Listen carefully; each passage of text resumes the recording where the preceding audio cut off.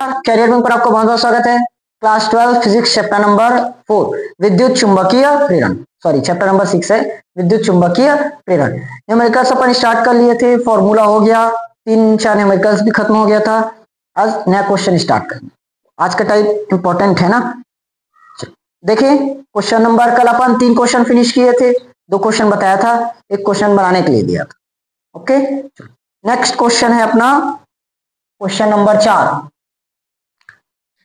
एक लूप से बद्ध चुंबकीय फ्लक्स, एक लूप से बद्ध चुंबकीय flux phi B 60 square plus 70 plus 1 है, जहां फाई का मान मिली वेबर में है तथा टी का मान सेकेंड में है। T is equal to 2 second पर लूप में कितना विद्युत वाहक बल प्रेरित होता है। समझ में आया? देखो इस बार चुंबकीय फ्लक्स कितना दिया है, दिया है चुंबकीय फ्लक्स यानी कि phi B 6 T square 70, phi का मान किस में है, मिली वेबर, टी का मान second, T is equal to 2 second पर कितना विद्युत वाहक बल प्रेरित होता है, कितना विद्युत वाहक बल प्रेरित होता है। बताओ आप, विद्युत वाहक बल निकालना है, किससे दर्शाएंगे? मैं बताया था ना, ई से दर्शा सकते हो, इसी को एप्सिलॉन से दर्शाते हैं इस तरह से। एक दोनों से बता दिया था।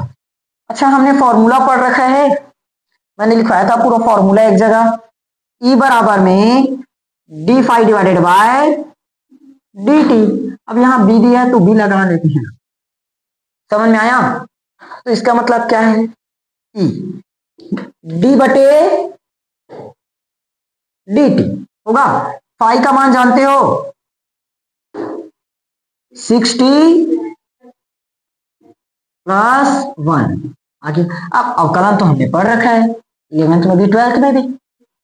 देखो फॉर्मूला क्या होता है, D by D X, X की पावर एन तो बनता है एन एक्स की पावर एन माइनस 1। अगर फॉर्मूला समझ में नहीं आया तो इतना याद रखो, जो घात में है उसको सामने में लाओ, घात में उसको सामने में लाते हैं और घात में एक कम कर देते हैं। ठीक, याद रहेगा, घात को सामने में लाना और घात में एक कम कर देना। तो 6 टी स्क्वायर, एक में पूरा डिटेल बता रहा हूं, उसके बाद शॉर्ट में करवाऊंगा सीधा। पहले हमारे पास क्या है 6, मैं अब भी बताया। देखो घात सामने में आया, घात सामने में आया है, एन घात है तो सामने में आया, और घात में क्या है एक कम है, तो हमारे पास घात में क्या है 2, तो 2 सामने में आएगा और 2 में एक कम, प्लस में 7 है तो 7। अब पावर में तो कुछ नहीं है तो एक ही सामने में आएगा, तो एक में एक कम, प्लस कांस्टेंट का अवकलन 0, तो 6 दूनी 12 और ये टी प्लस 7 टी की पावर, और किसी की पावर अगर 0 हो तो मान 1, तो मिलेगा अपने को 12 टी प्लस ये आ गया किसका मान ई। अच्छा, T is equal to question में दे रखा है 2 सेकेंड, तो ई बराबर 12 गुणित 12 दूनी विद्युत वाहक बल। अच्छा, विद्युत वाहक बल का मात्रक क्या हुआ? अच्छा 7 को भूल गए क्या? 24 और 7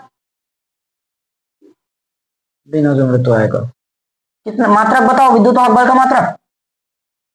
विद्युत वाहक बल का भी मात्रक नहीं पता, क्या पता रहता तुम लोगों को? वोल्ट। जबकि इसको चैप्टर नंबर 3 में पूरा डिटेल में पढ़ाया था विद्युत वाहक बल। ऐसे पीटूंगा ना। समझ में आया कि नहीं आया? क्लियर हो गया? नोट करो इसको। एक क्वेश्चन और बताता हूं। एक लूप से बद्ध चुंबकीय फ्लक्स फाई बी बराबर 2t square minus 5t plus 7 है, जहां फाई का मान मिली वेबर में है तथा टी का मान सेकंड में है। T is equal to 2 second पर लूप में कितना विद्युत वाहक बल प्रेरित होता है। सेम क्वेश्चन है, इस बार शॉर्ट में करेंगे। बट फाई का मान 2t स्क्वायर सेम है क्या, 5t प्लस 7, टी बराबर 2 सेकंड, विद्युत वाहक बल फाइंड करना है। निकालें। ये जितना भी क्वेश्चन अभी करवा रहा हूँ पूरा का पूरा 2020 का है ना, इसके पहले जो भी करवाया था 2021 का था, ये 20 वाला है, अभी 19 में भी आएगा और 24 में शायद था। E बराबर जानते हैं D phi divided by D T. अब यहां अपने को फाई का बी दिया है तो बी लगा दो, तो डी बटे D T 2t square minus 5t plus 7। अब शॉर्ट में करूं, देखो 2 दूनी 4 माइनस 5t का अवकलन प्लस इसका अवकलन 0। 2 सेकंड दिया है t, तो 4 दूनी 8, 8 माइनस 5 3। विद्युत वाहक बल कितना आया? 3 वोल्ट। समझ में आया कि नहीं आया? क्लियर हुआ? अब बताओ इसे क्वेश्चन बन जाएगा? एक क्वेश्चन बनाने के लिए 2 बना लोगे? वो क्वेश्चन मैं लगा रहा हूं, उसको बनाकर प्रैक्टिस कर लेना, ठीक है। नेक्स्ट क्वेश्चन, अगला क्वेश्चन। इसमें कितना क्वेश्चन है? टोटल 17 क्वेश्चन है। हमने अभी कितना खत्म किया? 5 6 हो गया ना, 11 और बचा है। आज में 3-4 और हो जाएगा। देखें, किसी लौह युक्त परिनालिका का स्वप्रेरकत्व 2.8 हेनरी है। क्रोड को हटा लेने पर स्वप्रेरकत्व 2 मिली हेनरी हो जाता है। कितना? 2 मिली हेनरी। उपयोग किए जाने वाले क्रोड की, वो क्रोड लिख गया, क्रोड है ना, क्रोड की अपेक्षित चुंबकनशीलता क्या होगी? तो देखो, किसी लौह युक्त परिनालिका का स्वप्रेरकत्व कितना दिया है? 2.8 हेनरी। क्रोड को हटाने पर प्रेरकत्व कितना हो रहा है? 2 मिली हेनरी। उपयोग किए जाने वाले क्रोड की अपेक्षित चुंबकनशीलता क्या होगी? चलो सबसे पहले जितना वैल्यू लिखा है ना लिखते हैं। 7वां ना, 6वां नंबर तो प्रैक्टिस के लिए दिया हूं, बनाओगे। क्या बोला है? स्वप्रेरकत्व कितना है? 2.8 हेनरी। स्वप्रेरकत्व कितना दिया है? 2.8 हेनरी। क्रोड को हटा लेने पर प्रेरकत्व कितना हो गया? 2 मिली हेनरी। तो क्रोड को हटाने पर तो उसको क्या लिखेंगे? L naught 2 milli henry. अब बताओ, मिली हेनरी को बदलना पड़ेगा पहले, किसमें? हेनरी में। तो किसका गुणा करना पड़ेगा? तो 2 इंटू 10 की पावर माइनस 3 और हेनरी को मिली हेनरी में बदलते तो +3 का गुणा। समझ में आया? अगर मिली हेनरी को हेनरी में बदल रहे हैं तो -3 का गुणा, हेनरी को मिली हेनरी में बदलते तो +3 का गुणा। लेकिन हेनरी को मिली हेनरी में चेंज ही नहीं करना है, आता तो है नहीं। चलो, हमें क्या निकालना है? इसका क्रोड की अपेक्षित चुंबकनशीलता किससे दर्शाए थे? L/R। फॉर्मूला बताया था ना। ये जो अब स्टार्ट हो गया, ये पूरा का पूरा 2019 वाला है ना क्वेश्चन। तीनों साल मिला था, 19, 20 और 21 में। अच्छा, हमने फॉर्मूला लिखवाया था L/R बराबर L divided by L not, लिखे थे। Mu divided by mu naught पढ़े थे, वैसे ही L बटे L नॉट भी आता है। चलो, L का मान पुट करें क्या? L का मान 2.8 हेनरी। L नॉट का मान 2 इंटू 10 की पावर माइनस का 3 हेनरी। हेनरी से हेनरी तो कट जाएगा क्या? तो क्या बचेगा? 2 एकम 2 और 2 चौका मतलब 1.4 इंटू 10 की पावर -3 ऊपर में जाकर +3 L। समझ में आया कि नहीं आया? अब दोनों तो मात्रक कट चुका है, तो मात्रक ही नहीं बनेगा, ये आ गया अपना सीधा डायरेक्ट आंसर। समझ में आया कि नहीं आया? 2 लौह समाक्षीय परिनालिका का, एक मिनट, क्या है क्वेश्चन? 2 लौह समाक्षीय परिनालिका का अन्योन्य प्रेरकत्व 3 पॉइंट है ना, सुधार लो उसको। 3 पॉइंट है 3.0 है। क्वेश्चन सुधर गया। चलो देखो, 2 लौह समाक्षीय परिनालिका का अन्योन्य प्रेरकत्व 3.0 हेनरी है। क्रोड को हटाने पर अन्योन्य प्रेरकत्व 1.5 हेनरी हो जाता है। उपयोग किए जाने वाले क्रोड की आपेक्षिक चुंबकनशीलता क्या होगी? समझ में आया? क्वेश्चन मिल गया। चलो 8वां देखो, दो लौह युक्त समाक्षीय परिनालिका का अन्योन्य प्रेरकत्व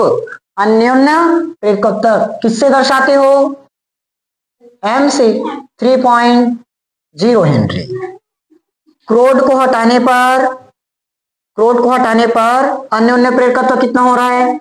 1.5, तो 1.5 हेनरी आया। उसके बाद क्रोड की आपेक्षिक चुंबकनशीलता क्या होगी?